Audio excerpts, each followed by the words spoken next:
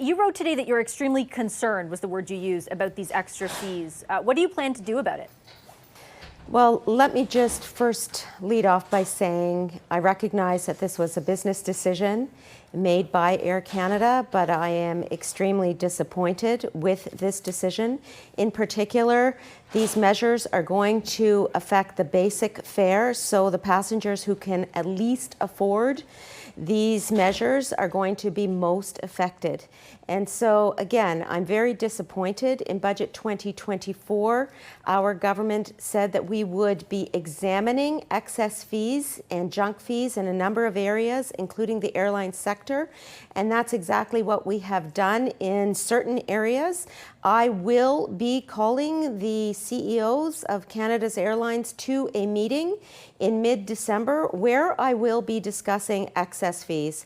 This is not acceptable at a time when Canadians' pocketbooks are hurting and when they have been saving for their travels.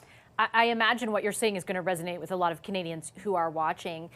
Is that the message you plan to convey? And is there anything attached to it? And by that, I mean, you can express your concern and your disappointment. You can convey it directly to the CEOs. Can you force them to do anything different? Well, let me just reiterate that with Air Canada, we have a specific relationship where we have made a loan to that company. We've also taken a small percentage of equity in the corporation during COVID. And so the relationship with each airline is different, Vassy. But again, I will be calling them all to the table in mid-December, where I will be having the conversation about excess fees. It's completely unacceptable, especially when the least able people in terms of affordability are suffering the most. Am I to interpret from what you said at the first part of that answer about your equity stake, about the loan that was provided, particularly during COVID, that you are willing to use those to force change? Can I ask you directly? I'm examining the particular legal relationship right now, Vassy, and I'll be able to opine on that in the days ahead. Let's just say I'm not very happy today with what I've heard from Air Canada, and I think they need to take a look at the persons that they are targeting with these excess fees. It is not acceptable.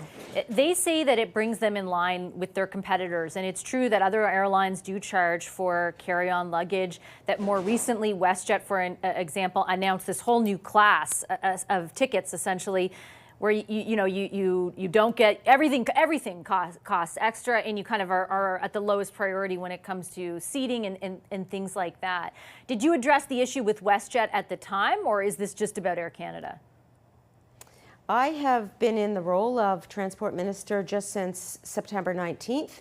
And so in order to address all of the issues with the airline CEOs, I will be calling them all to the table in mid-December. Each airline is different.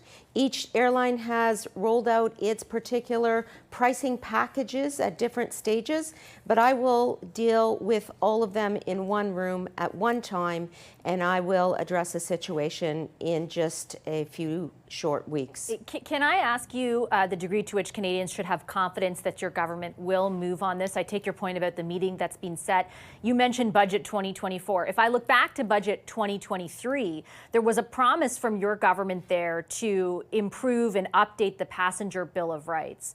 That has since, there were draft regulations that were consulted on. The results of that consultation were released over a year ago. My producer was in contact with the Canadian Transport Agency today, who said there is still no timeline for even providing a finalized draft of those proposed regulations. That's well over a year after you first promised that a government, that Bill of Rights would be updated under your government. Is there not, can you understand how Canadians might not have confidence you'll follow through on this? I very much empathize with that viewpoint. I have been in touch with the agency, and I am pushing for an accelerated timeline for the release of the Passengers Bill of Rights, and I've provided my input regarding what should be in that Passengers Bill of Rights. So again, I'm pushing for an accelerated timeline, Vassy. I am very much of the view that passengers deserve particular rights as the main consumers on these airlines. And I'm very concerned with ensuring that we have more and more competition in the airline industry. We are awaiting a review and report from the Competition Tribunal, and we will be hearing from them in short order, I hope. But the bottom line is that more competition leads to decreased prices, and that's why competition and non-consolidation is a good thing. But what has your government done up until the launch of that study to foster an environment in which more competition is plausible? I mean, the opposite has happened. We're at a point where airlines feel like, and I think I'm talking on behalf of Canadians, and I think you'd be sympathetic to this view as well, where it feels like it's a race to the bottom. You know, how this airline did one thing to add extra fees or fight compensate. Like, there's 80,000 complaints in the queue at the CTA. What has your government done to provide for a better competitive environment to put an end to that?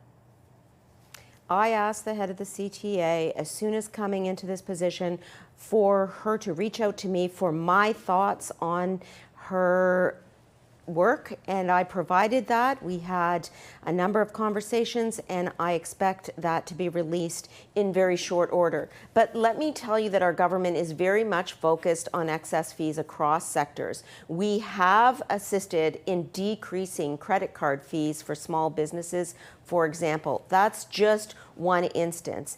In the airline sector, I am going to continue to work on this. Again, having been in the position for just 2 months, I am very much focused on ensuring that passengers have rights in this sector. And stay tuned for that meeting in mid-December, where I will be focused on various participants in the airline industry, not just the CEOs, but I'll also be speaking with the airports authorities to ensure that everyone in the supply chain is doing their part to make travel less expensive for Canadians. And I say it with great respect. Look, you're absolutely right. It's fair to point out you've only been in this position for 2 months. But your predecessor was in that position for a number of years, and his predecessor as well. Your government has been in power for 9 years, and yet we're still at the position we are today, where you're saying release that updated Bill of Rights, and the CTA today tells us there's no timeline for that. Again, as minister, I'm applying the pressure that I can in order to see an accelerated timeline for that passenger's Bill of Rights, to make it fair for passengers and to address both large and small carriers.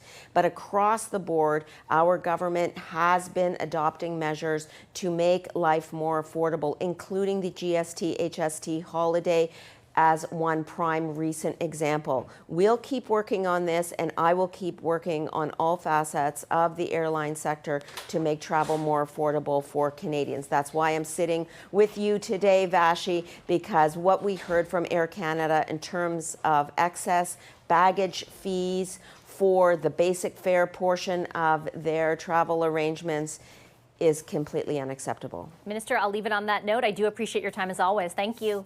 Thank you. Take care. That's Transport Minister Anita Anand. I will note that we reached out to Air Canada to get a response to some of the criticisms she levied of the decision that they've announced today. We have not yet heard back from the company. When we do, we'll share what they say with you.